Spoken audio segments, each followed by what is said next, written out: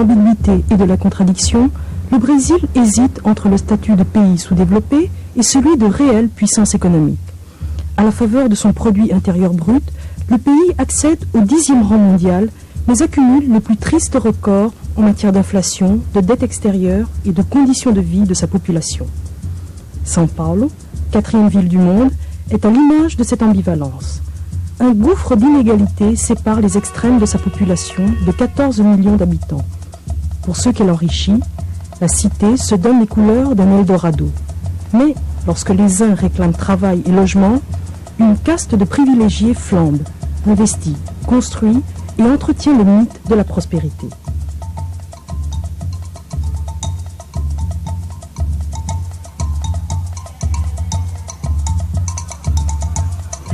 Plus loin encore, les autres restent en marge. 4 millions de démunis s'entassent dans les favelas de la périphérie. Les campagnes fournissent en permanence de nouveaux contingents.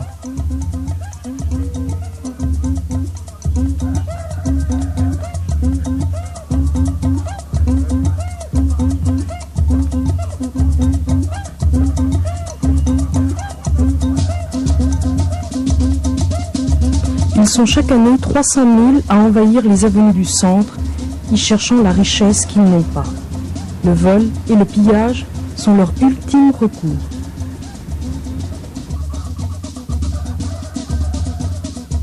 Récemment, une femme s'est levée pour prendre leur défense. Elle s'appelle Luisa Erundina et occupe la fonction de maire de cette ville. Une de ses premières mesures visait à réformer la fiscalité dans l'objectif de mieux répartir les richesses. L'opposition de droite est parvenue à faire échouer le projet. Loin de s'avouer vaincue, l'équipe d'Erundina révise les budgets, celui des transports, développant leurs capacités et accordant à chaque chômeur une carte donnant droit à 40 trajets gratuits. Celui de l'alimentation. Les crédits alimentaires ont été multipliés par 4. Les affamés des favelas se ruent sur les milliers de casse-croûtes et déjeuners qu'elle fait distribuer. Les enfants trouvent enfin à l'école de quoi pallier les carences alimentaires de la maison. Triplant le budget du logement, elle fait construire 4000 maisons pour les plus démunis. Reste un mal à l'origine de bien d'autres, l'analphabétisme. Déjà, dans les années 60, un homme, Paulo Freire, avait tenté de s'y attaquer. Cela lui avait valu, de la part de la dictature militaire, la prison, puis l'exil. Le retour du Brésil à la démocratie en 1985 lui a permis de reprendre son combat dans l'État de São Paulo. Une entreprise titanesque, puisqu'il s'agit de reconstruire les écoles d'un système éducatif délabré. Mais Paulo Freire est convaincu que les masses trouveront dans l'alphabétisation la solution à un grand nombre de leurs problèmes. Cette certitude lui donne la force de continuer.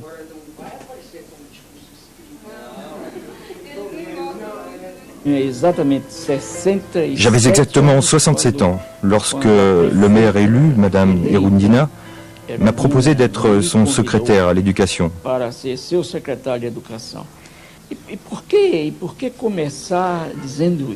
Pourquoi commencer par cela? Justement, pour souligner un fait qui n'est pas une pure coïncidence. Ce n'est qu'à 67 ans que j'ai eu la possibilité, d'abord d'être invité, et ensuite d'accepter cette invitation, à assumer une telle responsabilité.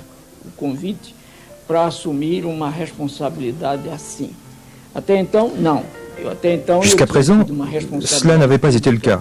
J'avais occupé une fonction de responsabilité publique assez importante en 1963, lorsque j'avais coordonné le plan national d'alphabétisation. Mais il a fallu qu'une femme, comme Erundina, dans un parti comme le Parti des Travailleurs, il a fallu qu'elle arrive à la mairie d'une ville comme São Paulo pour que l'on m'invite, et une fois invité, pour que j'accepte.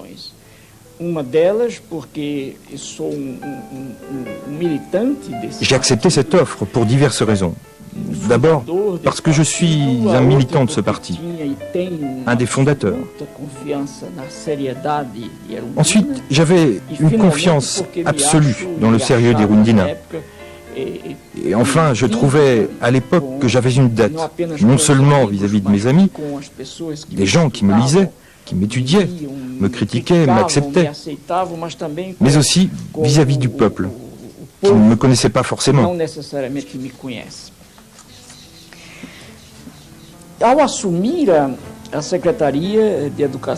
En arrivant au secrétariat de l'éducation de Sao Paulo, il y a presque 2 ans de cela, entouré d'une équipe de première qualité, j'ai eu la capacité et le bonheur, n'est pas seulement capable, mais aussi heureux, d'organiser une équipe de travail. Notre première préoccupation était d'affronter les deux manques normaux de tout système d'éducation brésilien, à savoir le manque quantitatif et le manque qualitatif. Et quelle que soit la mairie, quel que soit l'État où l'on prend la responsabilité de diriger l'éducation, il faut savoir qu'il faudra affronter une situation de l'éducation quantitativement très réduite et qualitativement très mauvaise.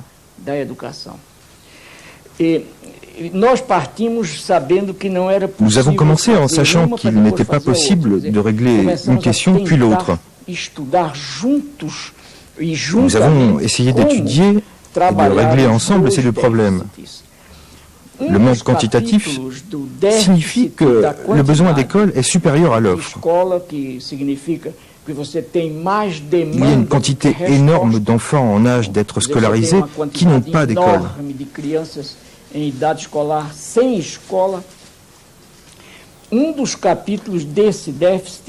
Un des volets de ce manque est précisément la détérioration physique des écoles. Au Brésil, ce mépris de la chose publique est quelque chose d'horrible. Pour vous en donner une idée, lorsque nous sommes arrivés à ce poste, parmi les 650 écoles existantes, 390 s'étaient détériorées et se détérioraient davantage.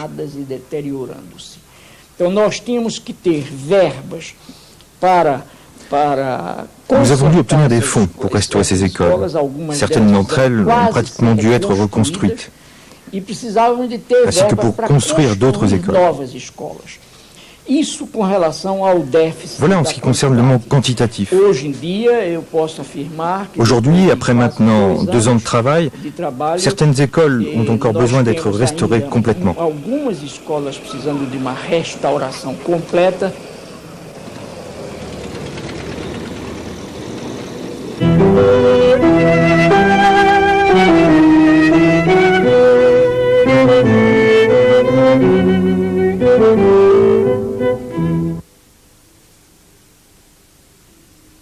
Paulo, pourriez-vous en quelques mots nous présenter les grandes étapes de votre vie en partant de votre vie d'enfant, d'adolescent, vos premières expériences professionnelles, ainsi que vos passages au Chili, en Europe et en Afrique?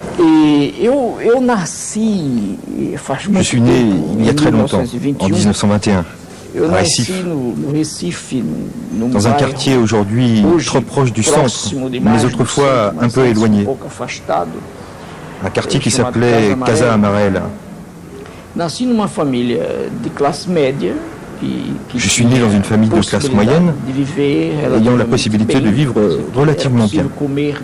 C'est-à-dire qu'on mangeait bien, suffisamment, qu'on pouvait s'habiller, dormir, prendre un bain, bref, c'était une vie facile.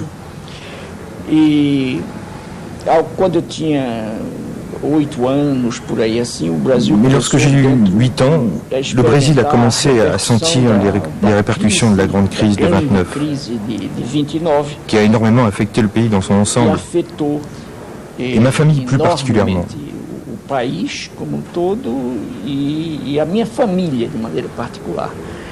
Je dirais que mon enfance a été une enfance agréable, malgré les difficultés que j'ai commencé à connaître, avec l'aggravation de la crise à la maison, Et c'est un moment pour lequel j'éprouve de la nostalgie parfois. A infância foi momento de que até eu tenho saudades às vezes. E vivemos, minha família e eu. Nous avons habité la maison où je suis né, à Recife, jusqu'à mes 11 ans, à peu près. À mes 11 ans, la situation de la famille a empiré avec l'aggravation de la crise générale. Piorou com o aprofundamento da crise geral. Mon père, qui était un officier de la police militaire, était réformé, bien que très jeune, et éloigné du service actif pour des raisons de santé. Il touchait donc une pension assez maigre. Et l'oncle, qui soutenait économiquement la famille, connut un désastre économique à cause de la crise mondiale.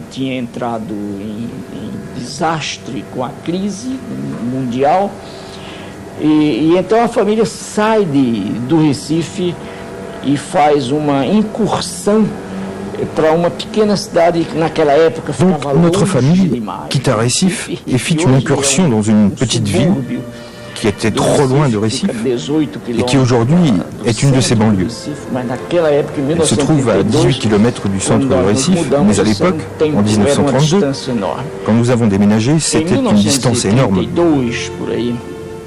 En 1932 environ, comme par magie, ma famille eut l'idée d'aller vers l'intérieur. Minha família pensou em interiorizar-se, quer dizer, deixar o Recife e ir pouco para dentro. Aujourd'hui, je le répète, c'est très proche. La toute petite ville où nous sommes allés vivre se trouve à 18 km de Recife. Ce départ fut magique, parce que le fait de quitter Recife n'a rien changé à notre monde financier et économique. Nous avons continué à vivre la crise, à connaître les difficultés qui ont continué à s'aggraver dans cette petite ville qui s'appelait Jobatao.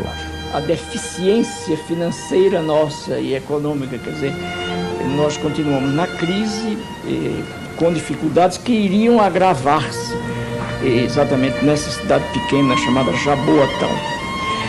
Mas é interessante, eu acho que aí... Mais c'est intéressant, je crois que c'est là que commence une deuxième époque de mon enfance, qui a été marquante.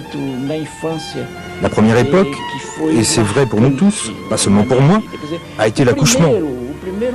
La première expérience d'exil dont nous souffrons tous est précisément quand nous sortons de l'utérus maternel. C'est le premier grand exil vécu par l'être humain. Que nós todos sofremos é exatamente quando saímos do útero materno. Quer dizer, esse é o primeiro grande exílio que o ser humano vive.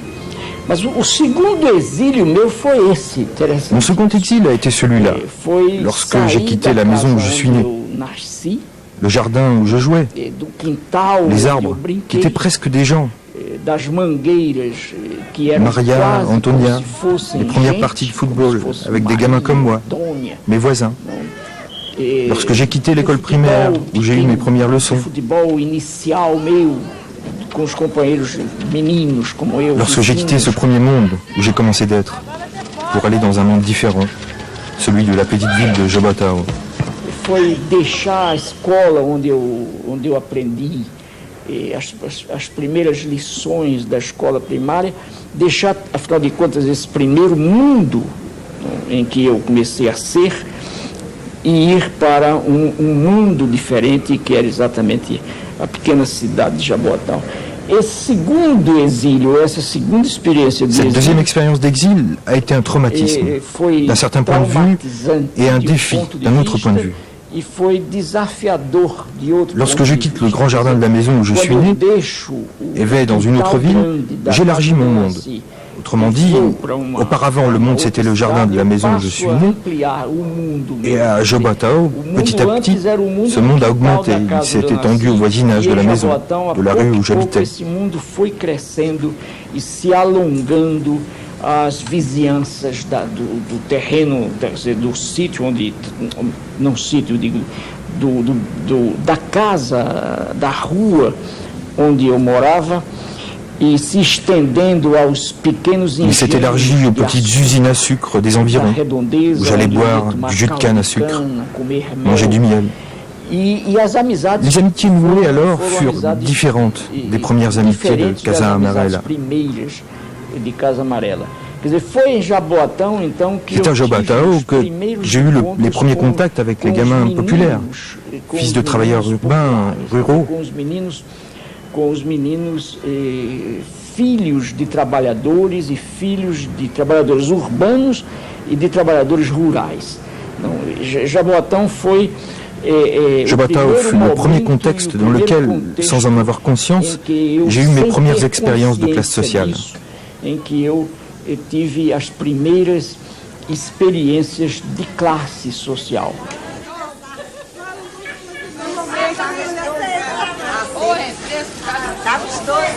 Quer dizer, eu tive muito mais privilégios, apesar J'ai eu beaucoup plus de privilèges, malgré la situation difficile que mes camarades, fils d'ouvriers à l'usine, fils de paysans.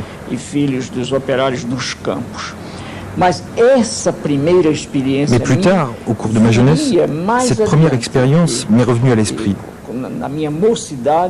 Bien des années plus tard, lorsque j'ai travaillé pour une organisation privée qui offrait une assistance aux travailleurs urbains, j'ai retrouvé la classe ouvrière. Que dava assistência a operários urbanos, eu me reencontrei com a classe trabalhadora. Não? Então, o reencontro na minha mocidade, ces retrouvailles au cours de ma jeunesse avec les ouvriers qui m'ont beaucoup appris me rappelaient mes premières rencontres avec les gamins, enfants de travailleurs ruraux et urbains.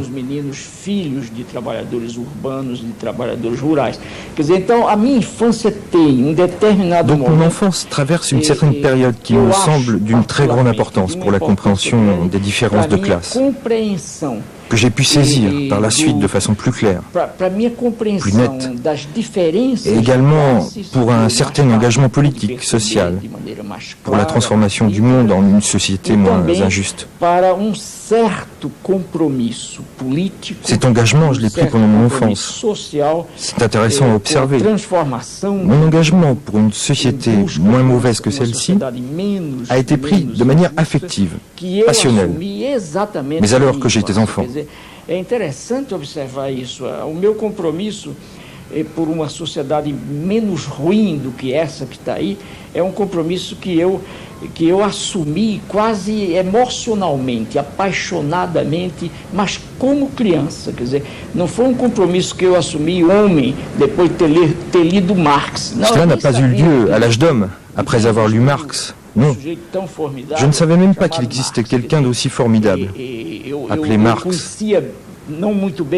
Je connaissais pas très bien, mais avec affection, quelqu'un d'aussi formidable, qui s'appelait Jésus-Christ. Mon expérience de nature religieuse dans ma famille m'avait déjà fait connaître Christ. Mais j'ai adhéré à la raison, la cause du combat, alors que j'étais gamin. Et c'est un engagement que je n'ai jamais renié, laissé oublier tout au long de ma vie. Il y a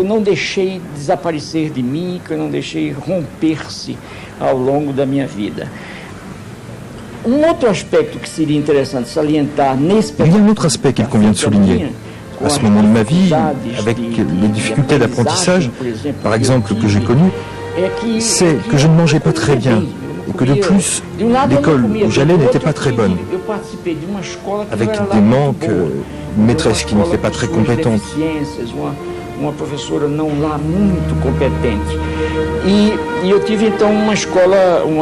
Ma scolarité primaire n'a donc pas été très bonne.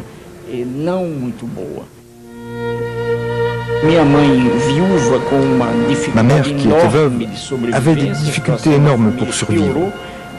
La situation de la famille avait empiré et malgré mon goût pour les études, je n'avais pas la possibilité d'étudier.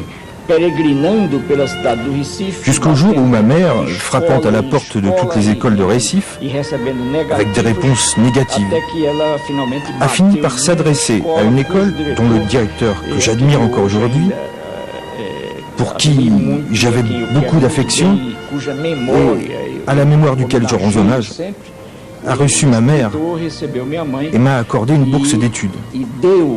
A mim uma bolsa de estudos. Então eu estudei o ginásio inteiro, depois o pré-universitário. Ainsi j'ai fait tout le collège, puis le cours pré-universitaire dans son établissement, le Oswaldo Cruz, qui était sans doute une des meilleures expériences pédagogiques des années 30-40.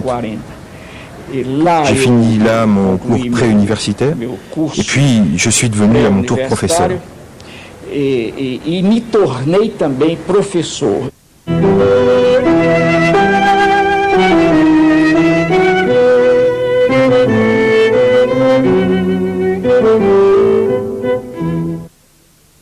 Mas foi na juventude, dentro do Serviço Social da Indústria. Ce fut au cours de ma jeunesse au CESI, Service Social de l'Industrie, en travaillant avec les ouvriers, en dirigeant un secteur de l'éducation, puis en prenant la direction générale du CESI, en cherchant des voies démocratiques pour dépasser le côté assistance qui caractérisait la pratique sociale, politique, pédagogique du CESI. Foi isso tudo que deu a mim o tempo e as condições. C'est là que j'ai eu le temps et les conditions d'expérimenter, de chercher, de tester ce qui par la suite a été appelé la méthode Paulo Freire. C'est là qu'elle est née. Ce sont là mes premières expériences en discutant avec les parents d'élèves, les professeurs, le quotidien de l'école. Discutindo com as professoras, a cotidianeidade da escola. Mas depois há autre momento muito importante que par la suite, il y a eu un autre moment très important qui s'inscrit dans le prolongement du CESI. Nos anos 60, a participação minha na criação. Dans les années 60, j'ai participé à la création d'un organisme d'éducation populaire que nous avons appelé Mouvement de culture populaire, à Recife, sous la direction à l'époque d'un jeune professeur intellectuel, Germano Coelho. Jovem professor intelectual que se chama Germano Coelho. Quer dizer, no governo de Miguel Arraes, governo ça se passait pendant le premier mandat de Miguel Arraes et son gouvernement progressiste à la mairie de Recife. Nous avons donc créé ce mouvement de culture populaire avec des artistes, des intellectuels, des enseignants, des ouvriers. Ce mouvement croyait à la culture populaire. Nous croyions à l'éducation populaire. Et c'est dans ce mouvement que j'ai fait mes premières recherches sur la méthode d'alphabétisation.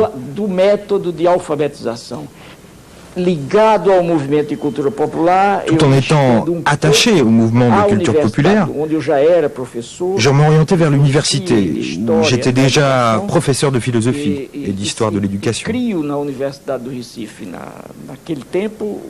Et j'ai créé à l'université de Recife ce qu'on a appelé à l'époque le service d'extension culturelle de l'université. Je travaillais alors dans le mouvement de culture populaire. J'avais déjà quitté le CESI et dans l'université, à la tête du service d'extension culturelle. Mais c'est là que j'ai trouvé les fondements premiers de ce qu'on a appelé la méthode Paulo Freire d'alphabétisation des adultes.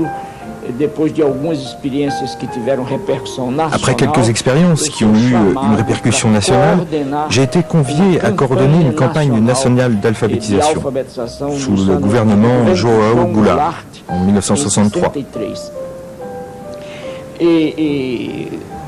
C'est un des moments de véritable importance de ma vie.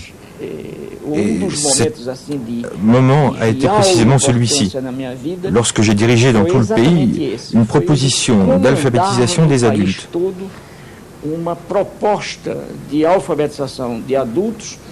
D'une certaine manière, ce que je fais actuellement à Sao Paulo est une version actuelle de ce que nous faisions en 1963. Nous travaillions beaucoup dans le cadre de conventions, pas autant qu'aujourd'hui à Sao Paulo. Mais c'est une réinvention du programme de 1963 et qui s'insère historiquement dans notre vécu d'aujourd'hui. Fazia em 63, não é? É uma reinvenção do programa de 63, historicamente inserida no momento da gente hoje. Foi o golpe de Estado e eu não teria dúvida de dizer Survient alors le coup d'État et je n'hésite pas à dire qu'une des raisons de nature idéologique et politique du coup d'État a été précisément ce que le mouvement d'alphabétisation des adultes proposait et faisait dans le corps général d'une présence populaire. No corpo geral de uma presença popular no Brasil. Os anos 60 trouxeram uma presença das Les années 60 ont vu s'affirmer une présence des masses populaires, une présence parlante. Les masses se dressèrent et commencèrent à parler, à revendiquer, justement à cause de la concession faite au départ par le populisme, dans son ambiguïté. Car il n'y a pas de populisme sans les masses dans la rue. Não há populismo sem presença de massa nas ruas. Mais à partir du moment où le populisme concède un espace aux masses, elles occupent cet espace, indépendamment du populisme, et en revendiquant, elles apprennent à revendiquer, et un jour, il n'y a plus qu'une issue pour le populisme. Soit une transformation radicale démocratique de la société, soit un coup d'État. C'est la seule alternative à l'expérience populiste. Et hélas, au Brésil, c'est la deuxième issue qui a été choisie, comme en Argentine. Le coup d'État a lieu, il me marque personnellement, et aujourd'hui, je parlerai de Paulo Freire avant le coup d'État et de Paulo Freire après le coup d'État. Ce coup d'État m'a guéri d'une infinité de naïveté. Je suis devenu plus critique, plus radical. Personne ne traverse un coup d'État sans apprendre une infinité de choses. Le coup d'État m'expulse du Brésil. Il me fait connaître la prison. On me chasse de l'université. On me met à la retraite. À 41 ans, chose terrible. Puis, je suis expulsé du pays.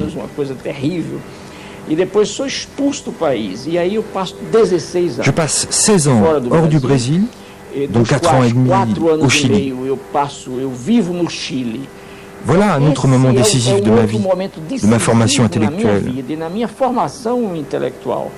Le Chili m'a permis de me distancer de ma réalité géographique et temporelle. Au Chili, je me suis aperçu des erreurs que j'avais faites au Brésil. Donc, j'ai pu revoir notre situation. Et c'est là que j'ai entrepris, avec le plus d'ardeur, une théorisation de ce que je faisais jusqu'alors. Do que eu vinha fazendo antes. Então, o Chile, é no Chile que nasce a pedagogia do oprimido. C'est donc au Chili que naît la pédagogie de l'opprimé. J'écris La pédagogie de l'opprimé au Chili. C'est un livre qui fête aujourd'hui ses 20 ans de publication, de présence. Je l'ai écrit en 1968, mais il n'a été publié qu'en 1970. En tout cas, je crois qu'il est plus d'actualité aujourd'hui que lors de sa publication. C'est du moins mon impression. C'est peut-être simplement une impression d'auteur, mais c'est un livre qui exhale un certain amour de la liberté. Je crois que ce livre est un chant pour la liberté. Voilà ce que j'en pense. J'ai connu beaucoup de sociétés qui traversaient un processus de rénovation en Afrique, en Amérique centrale. J'ai vu de près le Nicaragua, la difficulté de reconstruire tout un système éducatif. Je l'ai vu au Nicaragua, à Grenade, dont le rêve a été par la suite détruit. Je l'ai constaté en Afrique. J'ai énormément appris de ces voyages dans le monde, jusqu'au moment de mon retour au Brésil, en 1980, où je me trouve do meu retorno ao Brasil em 80, onde estou. Quer dizer, voltando ao Brasil, eu me fiz professor de novo. E foi momento também de reaprender o Brasil. Une fois rentré, j'ai repris le métier de professeur et ce fut le moment de réapprendre le Brésil. J'ai passé quelques 3 ans à parcourir le pays tout entier, à discuter avec la jeunesse, à vivre de nouveau une expérience très agréable avec mon peuple, parlant ma langue. Pendant cette période, j'ai beaucoup écrit, j'ai beaucoup travaillé. Et en ce moment précis, avec Gadotti, un autre groupe important de camarades, de vieux amis, je fais une expérience qui est peut-être celle de l'achèvement de ma vie, de mon activité publique, de secrétaire à l'éducation de cette ville énorme qu'est Sao Paulo. Que é de ser secretário de educação dessa cidade enorme de São Paulo. Quer dizer, eu não creio que haja, inclusive... Je crois qu'il n'y a pas assez de temps pour parler de ce que représente, pas seulement pour moi, mais pour nous tous, d'avoir un peu de pouvoir, pas beaucoup, dans une structure de pouvoir nouvelle, démocratique, avec un gouvernement populaire, avec cette femme extraordinaire, cette nordestine, Luiza Erundina, démocratique par conviction, par formation, par option, par goût, et qui nous donne la possibilité d'une expérience démocratique de reconstruction de l'école publique.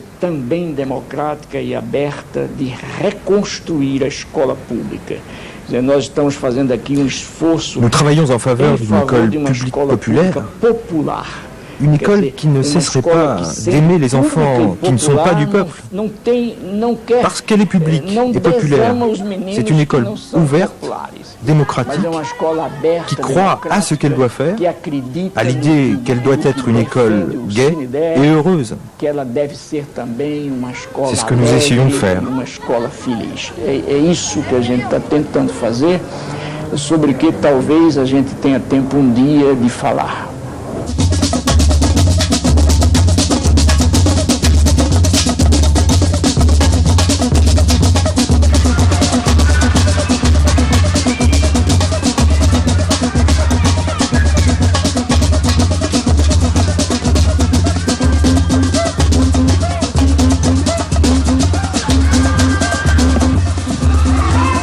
Centre d'alphabétisation de Vila Tremembé. Le soir, après le travail, des hommes et des femmes se retrouvent pour apprendre à lire et à écrire, souvent pour la première fois. Objet de leur débat, leurs problèmes quotidiens. Aujourd'hui, le transport à São Paulo.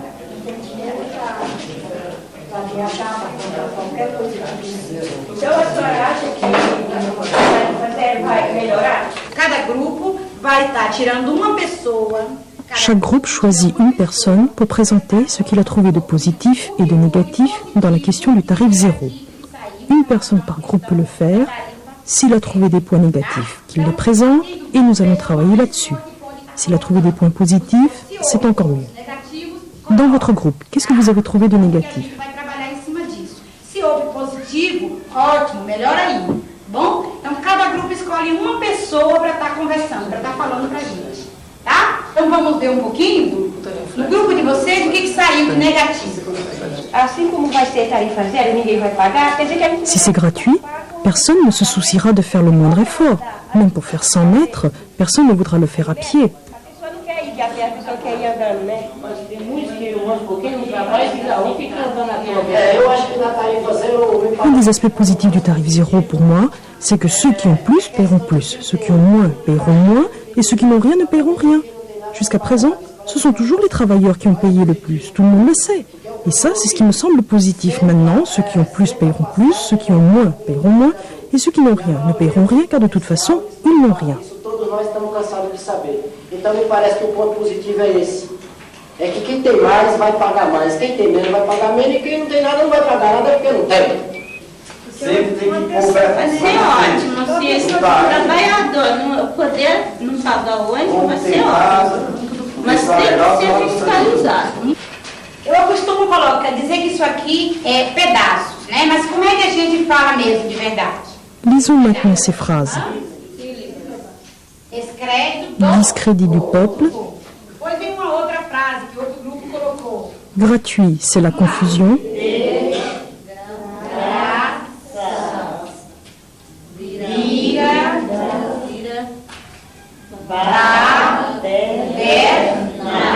De graça vira baderna, né? O outro grupo colocou ponto positivo. Le peuple devient paresseux. Todo mundo, gente. Vai ser acomodado, né? Acomodado. Tenta agora organizar aí a palavra. Essayons d'organiser ce mot. Vai mais pra lá um pouquinho. Serrez-vous un peu. Tá muito apertadinho. Não diga, fica mais pra lá um pouquinho. Isso. Quantas vezes eu falo a palavra zero? Combien de syllabes dans le mot zéro? Quantas letras tem a palavra Deux. zero? Combien de lettres? Quatre. Lesquelles? Só que nós vamos fazer o seguinte, como o pessoal está com um pouco de pressa,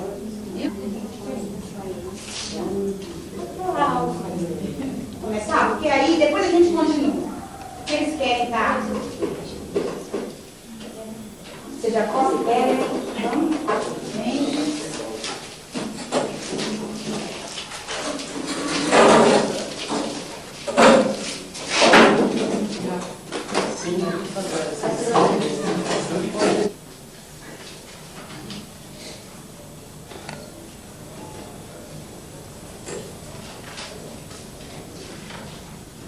Deus seu nome, um corpo de barro, deu início à geração, fez homem à sua imagem, o qual chamou de Abraão, ordenou tivesse a terra, terra tira Deus sustento.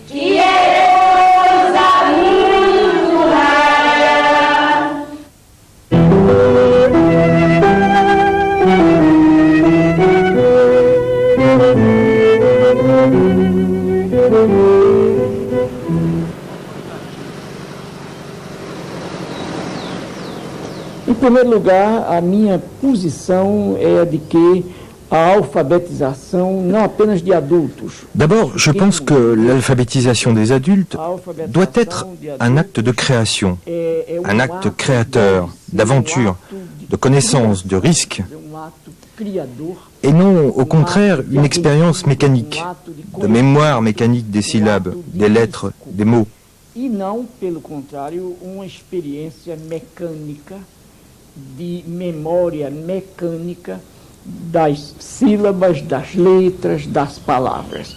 Quer dizer, o alfabetizando, afinal, no meu entender...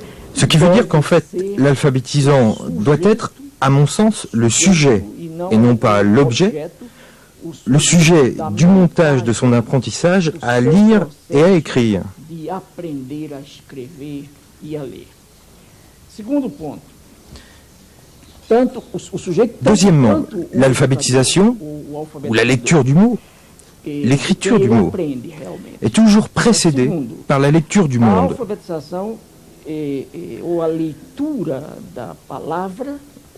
Avant de lire le mot, bien avant, nous lisons le monde.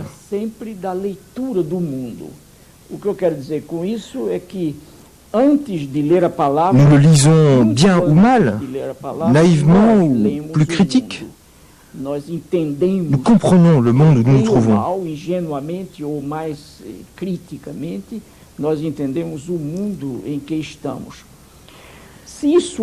S'il en est bien ainsi, et il ne peut qu'en être ainsi, l'apprentissage de la lecture et de l'écriture du mot nous renvoie toujours à la relecture du monde.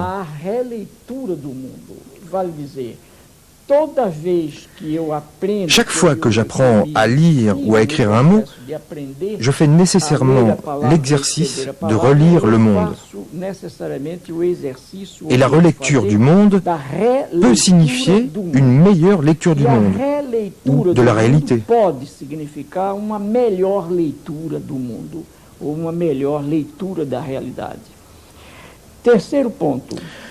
Troisièmement, je dis premièrement, deuxièmement, troisièmement, ce n'est pas un ordre d'importance, c'est ce qui me vient à l'esprit. Si cela est vrai, alors le langage n'est pas un pur instrument de communication, le langage est en soi communication. Le langage est en soi connaissance. Je suis mon langage. Quatrièmement, le langage ne peut être compris en dehors de la notion de pouvoir, de la notion de politique aussi. Le langage est chargé, est imbibé d'idéologie et de politique. Le processus d'alphabétisation n'est pas comme passer un week-end à la plage. C'est un acte de décision politique. C'est un acte de courage.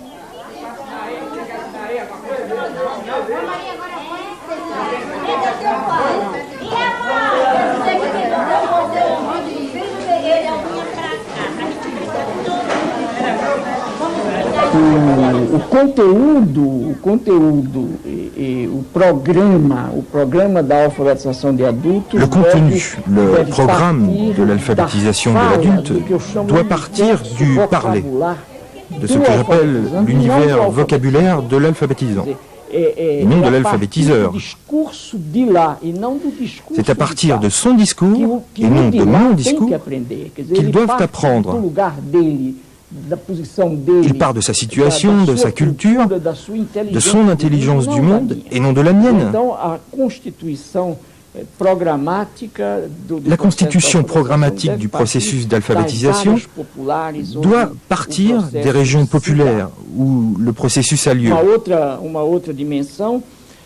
Une autre dimension dont j'ai parlé dans ce processus créateur de connaissances, est la suivante. L'alphabétisant doit s'assumer dans la quête de la domination de son langage.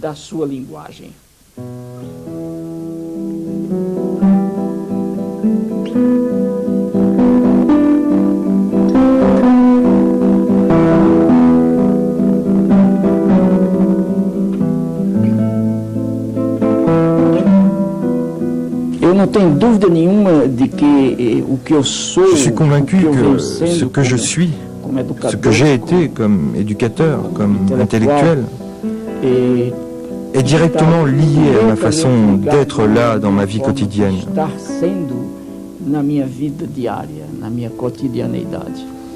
Je ne fais pas de distinction. De même que je me donne passionnément, amoureusement à mon métier d'éducateur, de même que je me consacre avec passion à l'écriture, dans ma bibliothèque, de même je reste ici le matin sur ma terrasse, à regarder avec passion cette ville de Sao Paulo, au loin, calme, apparemment pacifique.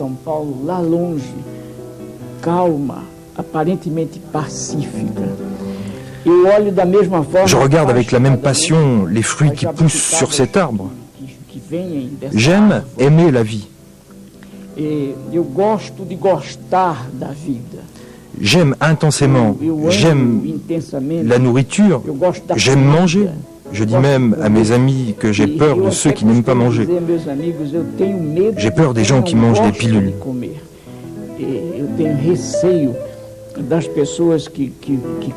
Il y a un rapport pour moi indiscutable entre le goût pour la vie, pour la nourriture, la sensualité avec laquelle on aime les choses et la capacité de créer. Tout cela est lié. E a capacidade de criar. Isso tudo está misturado, entendido? Eu gosto da boniteza. J'aime la beauté du monde, la beauté des gens. Je trouve que je n'ai pas le droit d'enlaidir davantage le monde. J'ai le devoir de prendre soin de ma santé, de mon corps, de ne pas prendre trop de ventre et offenser la beauté du monde. De cuidar do meu corpo, para não deixar que fique barrigudo demais, para não ofender a beleza do mundo. Eu gosto da música J'aime popular, la musique populaire, eu gosto, la musique classique. eu gosto do teatro. J'aime le théâtre. Eu não sou Je ne suis spécialiste de rien, mais je suis ravi quand je lis un beau poème, un roman, une nouvelle, quand je vois une bonne pièce, quand j'entends une bonne chanson populaire. La musique me fascine. Quando ouço uma boa canção popular, a música me fascina. Par exemple, je me régale avec un de mes fils, grand musicien, excellent joueur de violon classique. Quand je l'écoute, j'éprouve même une agréable jalousie. J'aimerais aussi savoir jouer. Eu tenho até pouco de inveja gostosa dele, quer dizer, eu gostaria também de saber tocar. Quer dizer, afinal de contas, eu vivo intensamente. Je vis intensément la vie et mon quotidien. Je crois qu'en dehors de cela, je n'aurais pas pu écrire La pédagogie de l'opprimé. Ce livre n'aurait pas pu être écrit par un esprit bureaucratisé. Je suis un homme en état permanent de recherche. La seule certitude que j'ai, c'est que je ne suis pas très sûr. Je ne suis certain que de mes incertitudes.